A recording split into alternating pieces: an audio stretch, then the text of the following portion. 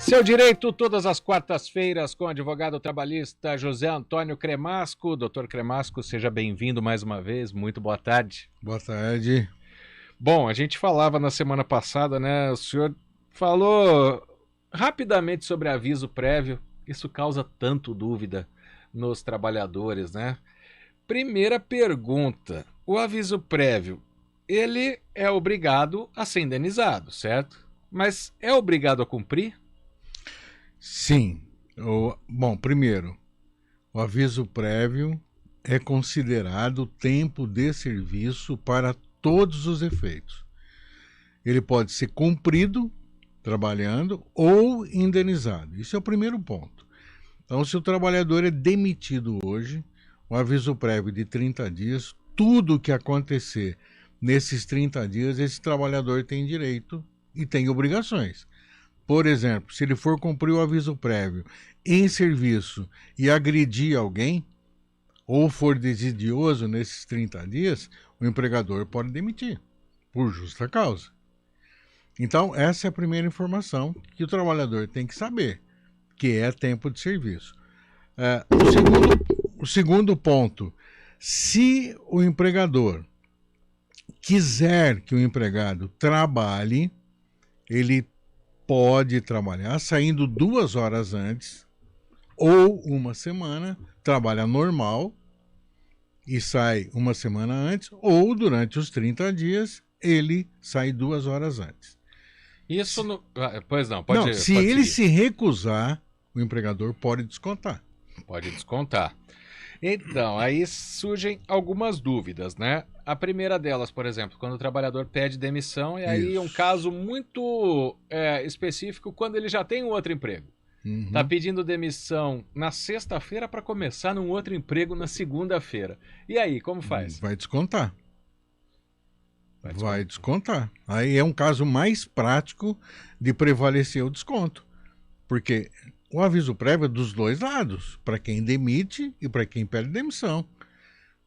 O sujeito está operando uma máquina, um operador de som, como você tem aqui, conhece todo o esquema, ele sai sexta-feira, 5 horas, tchau, tchau, vou embora, e segunda-feira, se não tem ninguém para operar, e aí?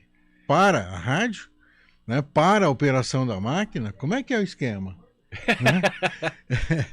Então, quer dizer, é isso, tem que avisar previamente dos dois lados, quem sai e quem é demitido. Tem alguns específicos, né? Aí a gente vai perguntar de uma outra situação, né, doutor Cremasco? Só falando, né, passando o número para o pessoal mandar as perguntas, porque talvez esteja chegando uma pergunta numa ligação aqui e a gente não tenha como responder. Então, envie a mensagem por WhatsApp digitada para 19991869070 ou então no YouTube e no Facebook da CBN Campinas para a gente responder. O doutor Cremasco, claro, respondeu. Não tem como responder nada. As dúvidas são todas para o senhor. Mas, por exemplo, aí o caso não é comum. Geralmente, quando a empresa demite um funcionário, seja por contenção de gastos, seja porque não aprovou o serviço da pessoa, geralmente ela paga o aviso prévio, ela indeniza, mas naquele mesmo dia dispensa o funcionário.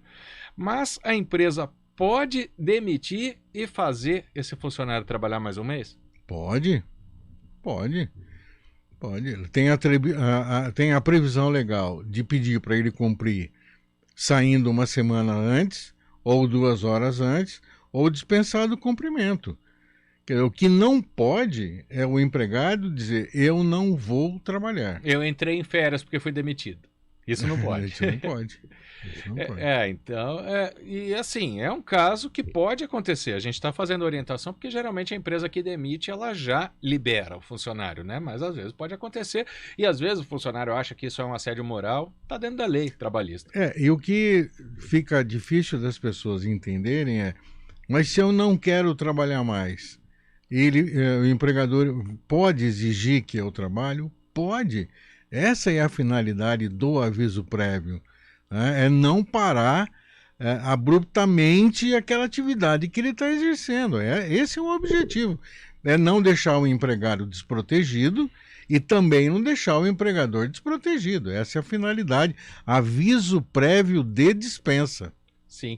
E quem, por exemplo, tiver o aviso prévio e for demitido, né, vai ter direito ao seguro-desemprego, né? Isso só Sim. depois dessa parte cumprida do aviso Após prévio. a rescisão. Após a rescisão. Então, não vai cumprir o aviso prévio, vai ser indenizado ou não importa.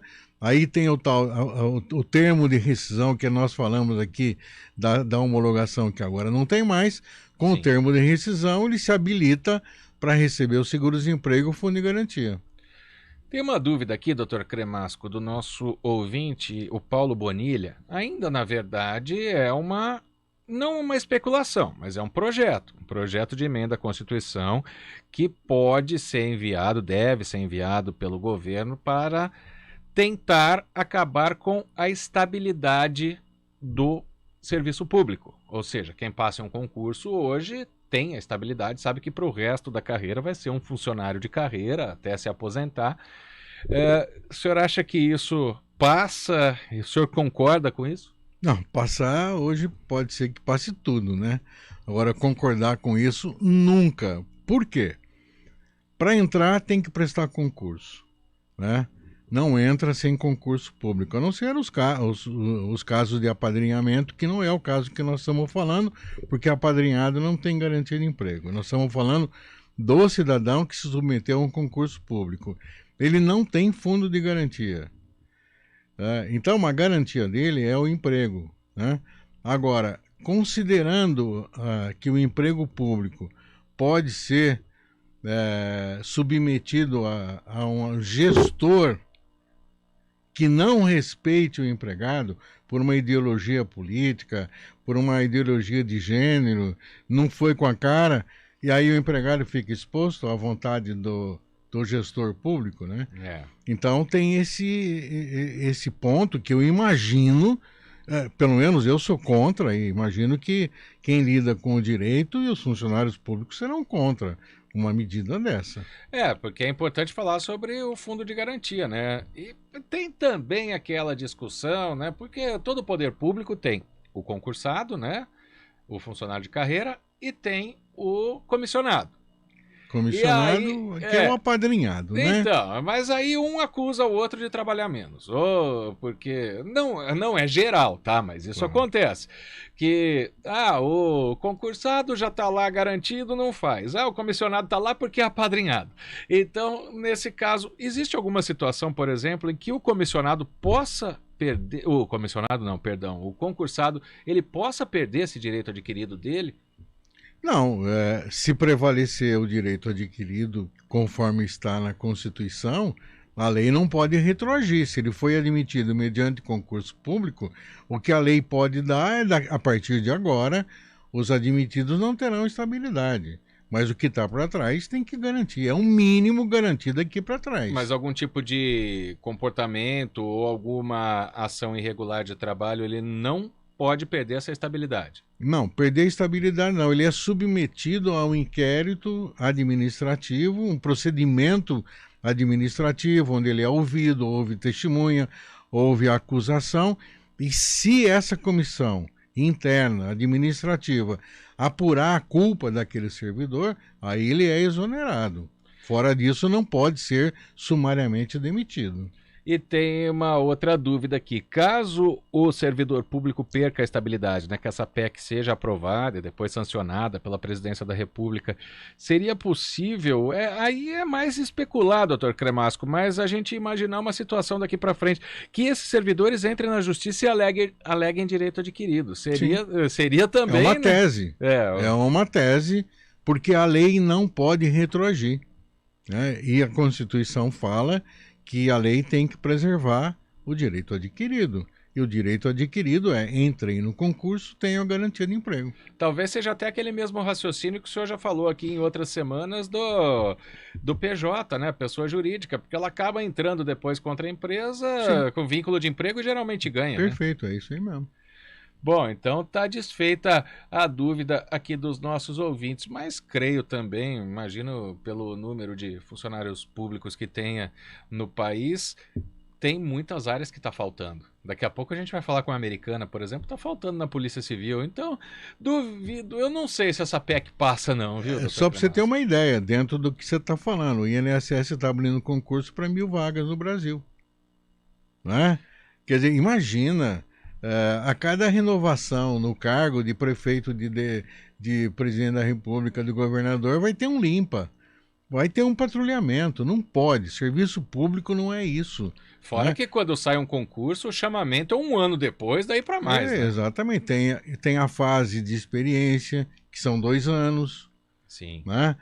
Então, tem algumas imposições aos servidores públicos que não são traduzidas aqui na CLT.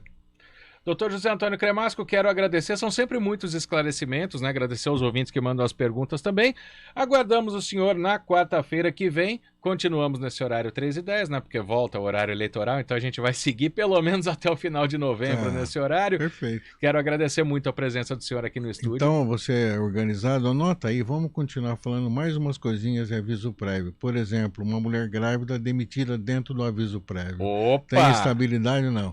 Como você é organizado, e nós voltamos nesse assunto. Com certeza, porque dá muito assunto, doutor Cremasco. Obrigado pela presença, uma boa tarde, 3h23.